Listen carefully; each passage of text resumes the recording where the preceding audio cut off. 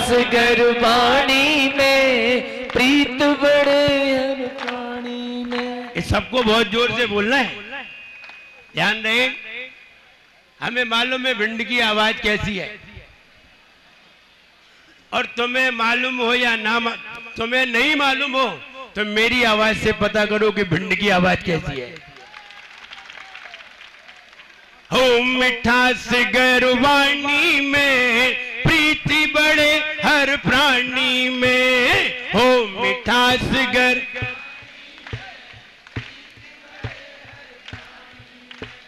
यही कहा जिन वाणी में, यही कहा जिन वाणी में, यही कहा जिन वाणी में, यही कहा जिन वाणी में। जिसकी हो मीठी वाणी, प्रेम करे उससे प्राणी। जिसकी हो मीठी वाणी, प्रेम करे उससे प्राणी। वाणी व्यक्ति का हो, वाणी व्यक्ति का व्यक्तित्व बताए। जीवन है पानी की बूंद, कब मिट जाए रे। हो जीवन है पानी की बूंद, कब मिट जाए रे। होनी अनहोनी हो, होनी अनहोनी कब क्या घट जाए रे। जीवन है पानी की बूंद, कब मिट जाए रे। हो जीवन है पानी की बूंद, कब मिट जाए रे। अगर हमारे हृदय में धर्म होता है अपने आप ही आ जाती है। वाणी में मिठास लानी नहीं पड़ती। जब हमारी जेब में शक्कर होती है तो चींटियों का झुंड अपने आप आता है। हमारे हृदय में धर्म होता है, वाणी मीठी अपने आप हो जाया करती है। ठीक वैसे ही हमने 10 लक्षण में अपने व्रतों का पालन करके, परिणामों को निर्मल करके, हमने व्रतों का पालन करके अपने परिणामों में धर्म को अर्जित किया है। इसलिए आज तुम्हारे अंदर कितना धर्म अंदर पैदा हुआ है, आज वो वाणी के द्वारा प्रकट होना है। और जब वाणी के द्वारा हम दूसरे लोगों के सामने हाथ जोड़ करके मुस्कुराते हुए खड़े होते हैं और कहते हैं क्षमा भाव, तो सामने वाला भी मुस्कुरा करके कहता है क्षमा भाव। ऐसे ही क्षमा वाणी कहते हैं। हमारे अंदर धर्म होगा तो बाहर निकल करके आएगा, और अंदर धर्म नहीं होगा तो बाहर क्षमा वाणी का विचार नहीं आ सकता। विचार करिए, आजकल काय का जमाना है, आजकल मैचिंग का जमाना है। आज चाहे महिलाओं को देखिए चाहे पुरुषों को देखिए, पुरुष भी अपनी मैचिंग में लाते हैं। जब वो सफेद कपड़े में आते हैं तो टोपी भी सफेद लगा के ही आते हैं। वे टोपी भी सफेद लगाना चाहते हैं, और अगर उनके पास जूते सफेद हो तो वे कुर्ता पजामा के साथ सफेद ही जूते पहने, अगर हो तो। लेकिन वो मैचिंग मिलाना चाहते हैं। लोग कपड़े की मैचिंग मिलाते हैं, महिलाएं चूड़ियों की मैचिंग मिलाती हैं, महिलाएं बिंदी की मैचिंग मिलाती हैं, और महिलाएं न जाने किस किस की चप्पल की भी मैचिंग मिलाती हैं। सारी मैचिंग मिलाती है। हम ये कहना चाहते हैं आज मैचिंग का जमाना है। आप घर में जाकर के देखिए, घर में भी मैचिंग होती है। आप रूम देखिए। हम ये कहना चाहते हैं मैचिंग का जमाना है, रहने दो, हम विचारों की मैचिंग में मिले। हमें ये कहना है हम सबके विचार एक दूसरे से मिले, विचारों की भी मैचिंग करना चाहिए। और विचारों की मैचिंग हुई है तो हम निश्चित क्षमा वाणी अपने मुख से प्रयोग करेंगे, और हम अपने मुख से प्रयोग करके उस क्षमा वाणी का भाव प्रकट करेंगे। और क्षमा वाणी भी कैसे मांगेंगे, ऐसे नहीं, क्षमा वाणी का भाव रखते हैं और क्षमा वाणी मनाना चाहते हैं।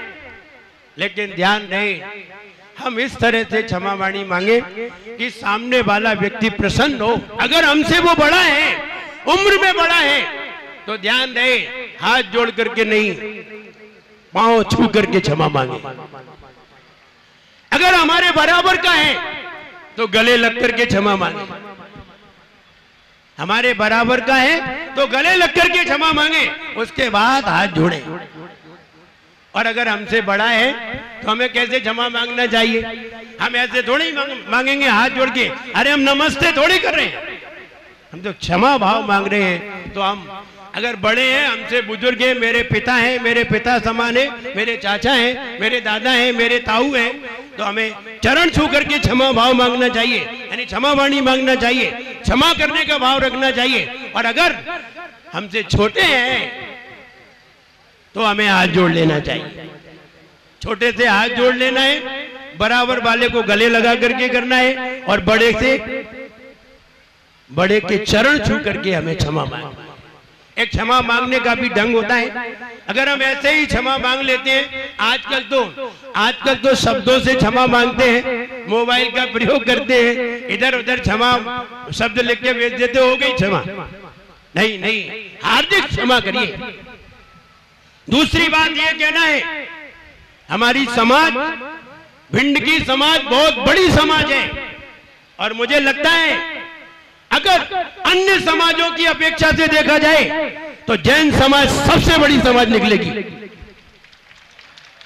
अन्य समाजों की अपेक्षा से देखा जाए, कई समाज है भिंड में, ऐसा थोड़ी है कि जैन समाज अकेली है, कई समाज है, लेकिन जैन समाज सबसे ज्यादा निकलेगी।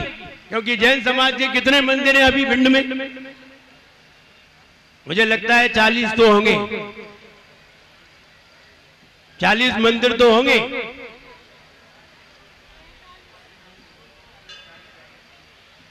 45 मंदिर है, ध्यान रहे, 45 मंदिर हैं। तो इसका मतलब है कि समाज कितनी बड़ी होगी। जब कभी हम बताते हैं कहीं जाकर के राजस्थान में अथवा महाराष्ट्र में, तो उन्हें बताते हैं कि भिंड में 45 मंदिर है, तो लोग आश्चर्य करते हैं, 45, तो आश्चर्य करते हैं। और उन 45 मंदिरों में ये कीर्ति स्तंभ मुझे लगता है सबसे बड़ा परिसर है, और हाईवे पे होने के कारण और इतनी बड़ी जगह होने के कारण, व्यवस्था होने के कारण, मुझे लगता है इससे बढ़िया स्थान पूरी भिंड में कहीं नहीं है। और ये हमारी समाज को कभी दिया गया था। अब नगर पालिका ने दिया या किसने दिया मुझे इसका ज्ञान नहीं है, मालूम नहीं है, लेकिन अभी ये मुझे ऐसा पता चला कि ये विधायक और कलेक्टर के हाथ में, ध्यान रहे, किसी के भी हाथ में सही, कोई भी अपने हाथ में रखे, लेकिन समाज से छीना नहीं जा सकता। जब जिससे समाज से लिया नहीं जा सकता है, तो मेरा ये विचार है, चाहे वो कलेक्टर हो अथवा कोई विधायक हो, उनको ये समाज को ही सौंप देना चाहिए। हम जब उससे ले नहीं सकते हैं तो उन्हें दे दें, इससे बढ़िया और क्या हो सकता है। अगर हमें ये चीज मिलने की हो या इसमें मेरा अधिकार हो, हम यहाँ कुछ बना सकते हो तो ठीक है, किसी दूसरे का माना जाए, लेकिन जब समाज ही इसकी देखरेख कर रही है तो समाज को ही सौंप देना चाहिए। ऐसा मेरा विधायक जी से कहना है। आप प्रयास करिए और ये परिसर पूरा समाज के हाथ में आए, क्योंकि समाज ही बना रही है, समाज ही इसका प्रयोग करती है, अन्य कोई इसका प्रयोग करते भी नहीं है। डीएम आते हैं चले जाते हैं, उन्हें क्या करना है? अगर उनसे ये कह दिया जाएगा कि नहीं ये समाज की वस्तु है, समाज को ही दे दी जाए, तो डीएम को कौन सा एतराज है? वे तो सर्विसमैन, वे तो हाल कह देंगे हाँ ठीक है। तो कहने का मतलब है, हमारा विधायक जी से कहना है, आप प्रयास करेंगे तो ऐसा नहीं है कि आप पास नहीं होंगे, प्रयास करने वाले ही पास हुआ करते हैं, और जो प्रयास करते हैं वे ही आगे बढ़ा करते हैं। दूसरी बात यह कहना है, समाज को अब एक होने की जरूरत है, अब समाज को बिखरने की जरूरत नहीं है। पूरे हिंदुस्तान में यह कहा जा रहा है, चाहे श्वेतांबर हो चाहे दिगंबर हो, जैन माने जैन होना चाहिए। जब श्वेतांबर और दिगंबर एक हो रहे हैं, सब जगह एकता की जा रही है, तो हमारी समाज को भी ये बात ध्यान देना चाहिए। और बिल्कुल सही बात है, जहां हमारी समाज झुकेगी, जहां हमारी समाज पहुंचेगी, ताकतवर वही होगा। इसलिए मेरा पूरी समाज से कहना केवल ताली बजाने की बात नहीं है, बात यह है कि हमें संकल्प करना चाहिए कि हमारी समाज को एक होने की जरूरत है। अगर हम एक नहीं होंगे तो हमें कोई भी खंडित कर सकता है, और अगर हमारी पांचों उंगली एक है तो हमारा हाथ बहुत मजबूत है। किसी ने कहा था कि एकता की ताकत क्या है, तो गुरुजी ने उसे एक डंडा दिया और कहा ये डंडा हाथ में लो, और उसने डंडा जब हाथ में लिया और गुरुजी ने कहा इसे तोड़ के दिखाओ, तो उसने खटक से तोड़ दिया। जब गुरुजी ने बताया कि एकता की ताकत क्या है, हम तुम्हें बताते हैं, और जब 5 डंडे मिला करके सुतली से बांध दिए और कहा आप तोड़ के दिखाओ, वो तोड़ता रह गया लेकिन एक भी डंडा नहीं टूटा। मेरी बात समझ रहे हैं? मेरी बात यह है, अगर हम मजबूत रहेंगे, एक साथ रहेंगे, एक जगह रहेंगे, तो निश्चित है हमारी समाज ताकतवर बनेगी, और हमारी समाज की ताकत भविष्य में बहुत काम आएगी।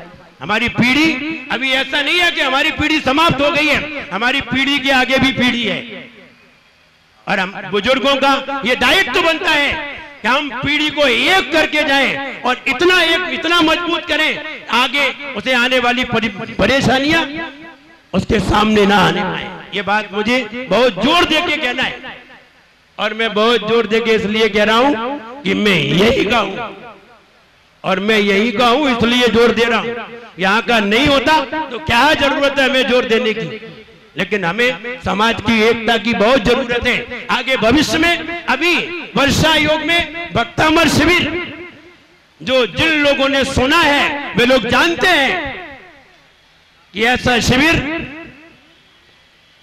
पहले तो भिंड में हुआ था नहीं, और ध्यान रहे आगे अगर होगा तो मेरे ही द्वारा होगा, किसी दूसरे के द्वारा होना मुझे लगता है मुश्किल। मैं असंभव नहीं कह रहा हूं, मुश्किल जरूर कह रहा हूं, मुश्किल तो है। और आगे 30 तारीख से और 9 तारीख के बीच में एक ऐसा पूजन शिविर जो सभी के जीवन की पूंजी है। अगर वो पूंजी हमारे हाथ में रहेगी, हमारा जीवन खुशहाल रहेगा, हमारा परिवार आनंदमय रहेगा। इसलिए वो वाली पूंजी जो 30 तारीख से 9 तारीख के बीच में आपको प्रेषित होने वाली है, अगर आपको वो पूंजी चाहिए तो आपको ऋषभ भवन में तो आना ही पड़ेगा। आप ये मत समझिए कि कीर्ति स्तंभ भी हमें प्राप्त हो जाएगा, नहीं नहीं, हम जहां होंगे वहीं प्राप्त होगा। जहां कोचिंग हुआ करती है, विद्यार्थी को वहीं जाना पड़ता है, कोचिंग उसके घर पे नहीं आती, विद्यार्थी को कोचिंग में जाना पड़ता है। जहां कॉलेज होना पड़ता है, विद्यार्थी को वहीं जाना पड़ता है, कॉलेज विद्यार्थी के घर पे नहीं आया करता। हम ये कहना चाहते हैं पूजन कैसे करते हैं, जिनेंद्र भगवान की पूजन का आनंद क्या है और सही तरीके से पूजन कैसे करते हैं, इस बात को अगर जानना है तो आप 30 तारीख से 9 तारीख का समय आप निकालिए, सवेरे 6 बजे से 10 बजे का समय जरूर निकालिए, और वो अपने जीवन की पूंजी को समझिए। ये अंत तक तुम्हारे काम आने वाली है, और कोई चीज अंत तक काम नहीं आएगी। तुम कितना भी कमाओ, कितना भी धन में लगे रहो, कितने भी व्यापार में लगे रहो, अंत समय तक काम नहीं आएगी, लेकिन भगवान की आराधना अंतिम समय तक काम आएगी। इसलिए उस पूजन में आप शामिल हो। हमें ये कहना है, हमें हमारी वाणी में मिठास होना चाहिए, इतनी मिठास होना चाहिए कि दूसरे को हमारी वाणी आनंददायी हो। आप कहेंगे आप इतना तेज बोल रहे हैं और फिर भी आप कह रहे हैं वाणी में मिठास होना चाहिए। हम इतना तेज बोल करके भी कटु नहीं बोल रहे हैं, बोल तो मीठा ही नहीं। कोई तेज बोलने से वाणी कटु नहीं होती। कटु वाणी तो बड़ी धीरे से भी बोली जा सकती है। अगर किसी को बुरा कह दो धीरे से, वो भी कटु हो सकती है, और अच्छा तेज कह दो तो भी वो कटु नहीं होती। मेरा तो आपके लिए कटु भाषा थोड़ी है, हम तो एक प्रेम की भाषा बोल रहे हैं कि हमारे जीवन में प्रेम की भाषा आनी चाहिए, हमारे जीवन में एक दूसरे से प्रेम होना चाहिए और भेदभाव की भावना समाप्त होना चाहिए। कीर्ति स्तंभ है जहां किसी भी समाज में किसी भी समाज का भेदभाव नहीं है। ऐसे ही हमारी समाज को बिल्कुल एक होने की जरूरत है। हम एक हैं, 5 डंडे अगर मिले हैं तो किसी में ताकत नहीं है कि कोई तोड़ दे। 5 उंगलियां अगर हमारे हाथ में हैं तो हमारा हाथ बहुत मजबूत है, और अगर एक उंगली रह जाती है तो हमारा हाथ 5 किलो का वजन भी नहीं उठा पाता। और 5 उंगली होती है तो हम 20 किलो हाथ से उठा लेते हैं। ये 5 उंगली की ताकत देखिए, एक उंगली की ताकत 5 किलो की भी नहीं है और 5 उंगली की ताकत 50 किलो की है। इसलिए हम ये कहना चाहते हैं, हम सभी एक होने का प्रयास करें, और अगर एक होंगे तो निश्चित है हमारी समाज में एक शक्ति बढ़ेगी। समाज की शक्ति ही हमारे जीवन में आनंददायी होगी, और हमें उसका जरूर ध्यान रखना है। आगे हमें एक बात और कहनी है, पूरी समाज से, अभी पूरी समाज यहाँ विराजित है, और एक बात जरूर कहना है, अभी पूरी समाज तो नहीं है, लेकिन जो लोग धार्मिक प्रवृत्ति के हैं वे तो यहाँ उपस्थित हैं। जो धार्मिक प्रवृत्ति के नहीं है, जो दुकान की प्रवृत्ति के हैं, वे बैठे हुए हैं। लेकिन इन सभी से कहना है, आगे अगर हमें कभी क्षमावाणी मनानी पड़े और क्षमावाणी हम मनाएं, तो मेरा ये विचार है, आपसे कहीं कहना पड़ता है आप अपने प्रतिष्ठान बंद करें, आप अपनी दुकान बंद करें, आप अपने अनुष्ठान बंद करें, ऐसा कहना पड़ता है, लेकिन फिर भी किसी के भी अनुष्ठान बंद नहीं होते, और होते भी है तो 5%, 10% होते हैं। 90% तो अनुष्ठान खुले ही होते हैं, और अभी भी खुले होंगे। हम क्या कह के थक जाते हैं, लोग क्या कह के थक जाते हैं कि अनुष्ठान बंद करो, लेकिन किसी के भी अनुष्ठान बंद नहीं होते। हम ये कहना चाहते हैं, अनुष्ठान बंद करने की जरूरत नहीं है। आप तो ये काम करिए कि क्षमावाणी सवेरे जुलूस निकालिए, और अगर सवेरे 7 बजे जुलूस निकाला जाएगा तो कोई भी अनुष्ठान नहीं खुलेगा। विचार करिए, मेरी बात से आप सहमत हो तो बताइए। मेरी बात से सहमत हो कि यहाँ सवेरे 7 बजे जुलूस निकले और 10 बजे तक यहाँ आ जाए, और 10 बजे तक कोई भी अनुष्ठान नहीं खुलता, पूरी समाज एक साथ होगी।